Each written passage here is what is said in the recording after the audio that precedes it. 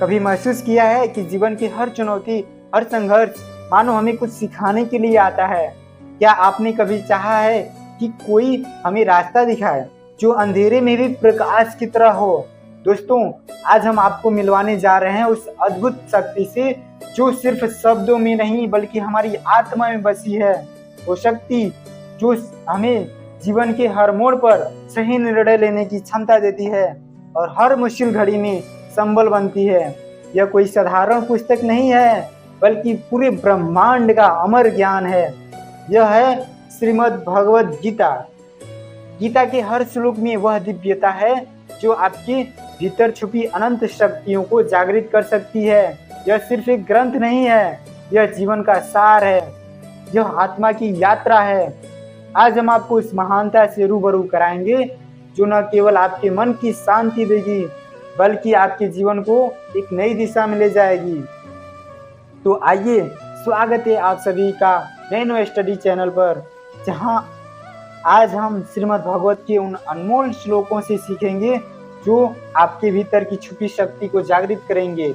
यह सफर सिर्फ ज्ञान का नहीं बल्कि आत्मा के जागरण का है, क्योंकि यह पल सिर्फ एक वीडियो का नहीं है बल्कि आपके जीवन को बदलने की शुरुआत है।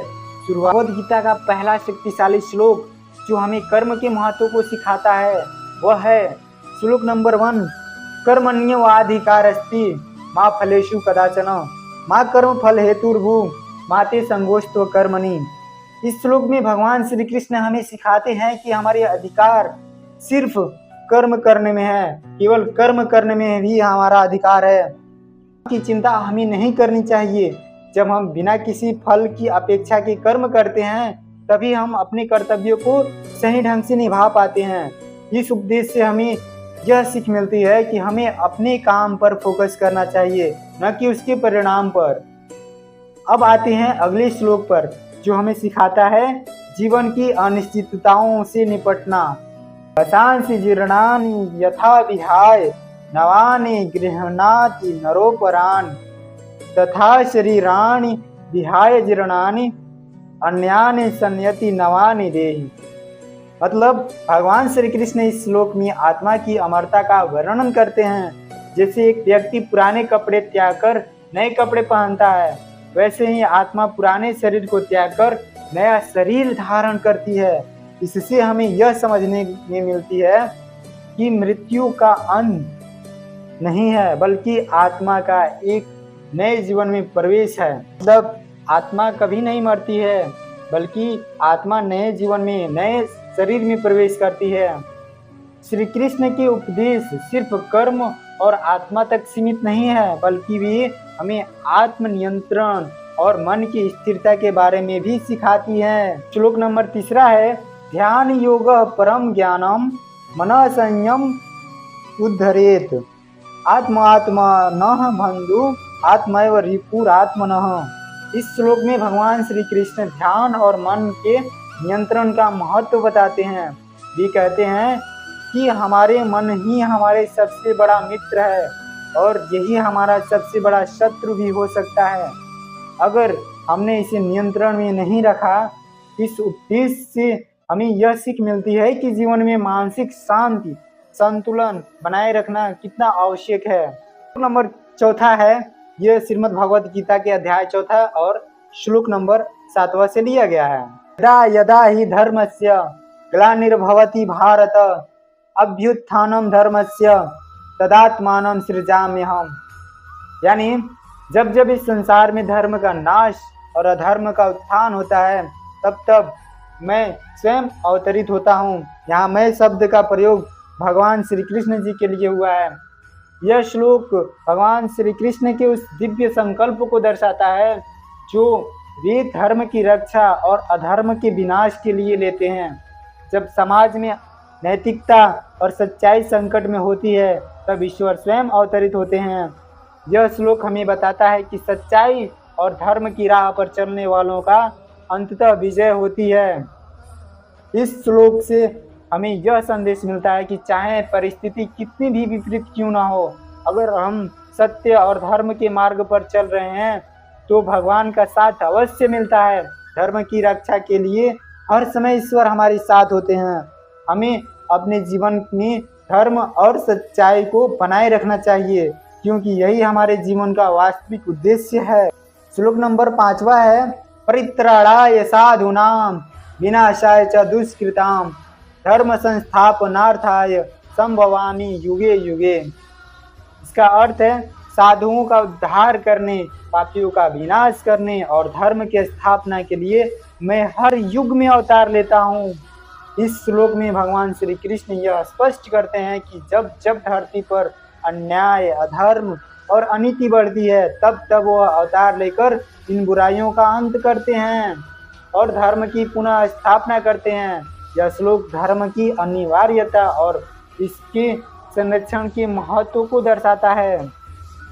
यह श्लोक हमें यह सिखाता है कि धर्म की राह पर चलने वालों को ईश्वर का साथ हमेशा मिलता है, और जब भी संसार में अनीति और अधर्म हावी होता है, तब ईश्वर स्वयं या उनके द्वारा प्रेरित व्यक्ति उसे समाप्त करने के लिए अवतरित होते हैं।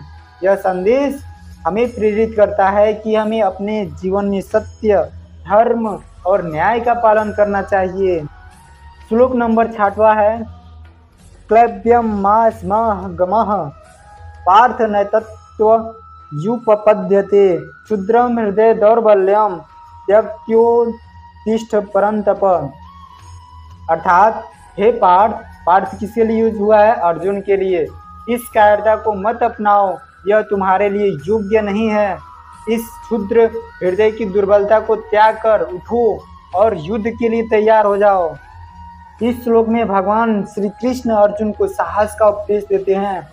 जब अर्जुन युद्ध भूमि में अपने कर्तव्य को लेकर भ्रमित और कमजोर महसूस कर रहे होते हैं, तब भगवान उन्हें याद दिलाते हैं कि यह समय कायरता दिखाने का नहीं है।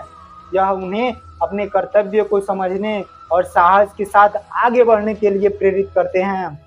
यह श्लोक हमें सिखाता है कि जीवन में किसी भी मुश्किल घड़ी में कायरता या भय हमें आगे बढ़ने से रोकता है या रोकते हैं। हमें अपनी कर्तव्यों का पालन साहस और दृढ़ निश्चय के साथ करना चाहिए। हर चुनौती का सामना आत्मविश्वास और निडरता से करना ही सच्चे योद्धा की पहचान है। यह संदेश हमें हमारे व्यक्तिगत और सामाजिक जीवन में प्रासंगिक रूप से प्रेरित करता है। अगला श्लोक है, सुख दुखे समे कृत्वा लाभा लाभौ जया जयौ ततो युद्धाय युज्यस्व नैवं पापम वाप्स्यसि। अर्थात सुख दुख लाभ हानि जीत हार को समान मानकर युद्ध के लिए तैयार हो जाओ। इस प्रकार कार्य करने से तुम्हें पाप नहीं लगेगा। इस श्लोक में भगवान श्री कृष्ण अर्जुन को समभाव की शिक्षा देते हैं। समभाव की वह कहते हैं कि सफलता और असफलता, सुख और दुख, लाभ और हानि, इन सभी को समान दृष्टि से देखना चाहिए। जब हम बिना किसी स्वार्थ और परिणाम की चिंता किए अपने कर्तव्यों का पालन करते हैं, तब हमारा मन शुद्ध रहता है और हम धर्म के मार्ग पर चलते हैं। यह श्लोक हमें यह सिखाता है कि जीवन में परिस्थितियां चाहे अनुकूल हो या प्रतिकूल, हमें अपनी मानसिक स्थिति को संतुलित रखना चाहिए। सफलता या असफलता, सुख या दुख का हमारे कर्तव्यों पर प्रभाव नहीं पड़ना चाहिए। निष्काम भाव से कर्म करने का यही सच्चा मार्ग है और यही हमें शांति और संतोष प्रदान करता है। अगला श्लोक है, व्यवसायात्मिका बुद्धि रेकेय कुरु नंदन बहुशाखा अनंताश्च बुद्धियो व्यवसाय नाम। मतलब हे कुरुनंदन किनके लिए यूज हुआ है? अर्जुन के लिए। हे अर्जुन, इस संसार में निश्चय और एकाग्रता से युक्त बुद्धि एक होती है, जबकि अस्थिर मन वाले लोगों की बुद्धि अनेक शाखाओं में विभाजित होती है।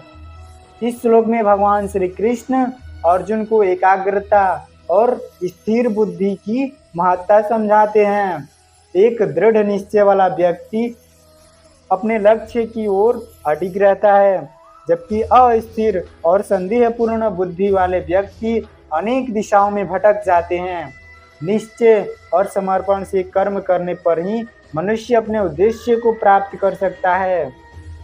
यह श्लोक हमें सिखाता है कि जीवन में सफल होने के लिए हमारी बुद्धि और मन का एकाग्र होना आवश्यक है।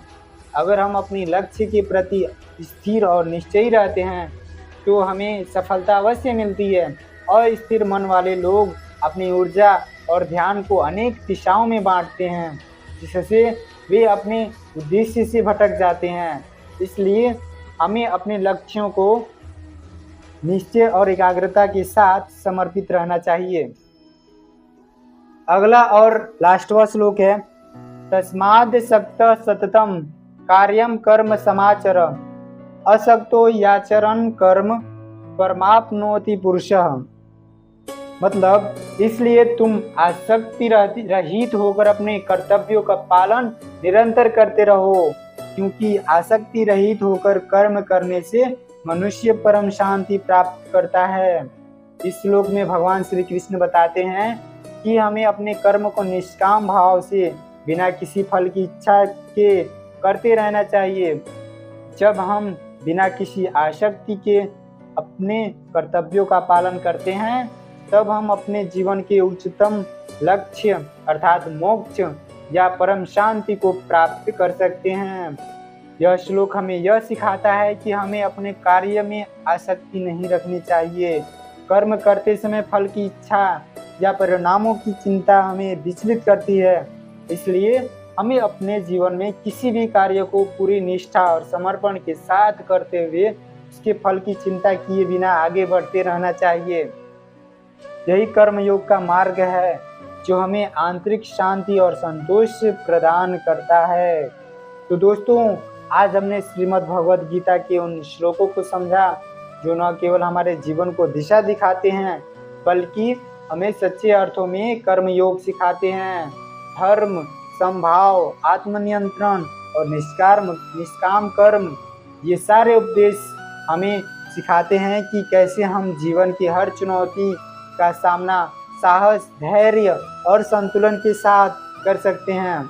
यदि आप इन उपदेशों को अपने जीवन में अपनाते हैं तो आप न केवल सफलता की ऊंचाइयों को छू सकते हैं बल्कि आंतरिक शांति और संतोष भी प्राप्त कर सकते हैं। तो आइए इस दिव्य ज्ञान को अपनाएं और अपने जीवन को एक नई दिशा में ले जाएं। अगर आपको यह वीडियो पसंद आया हो तो लाइक करें, शेयर करें और नैनो स्टडी चैनल को सब्सक्राइब करना ना भूलें। अगली बार फिर मिलेंगे, तब तक के लिए जय श्री कृष्ण।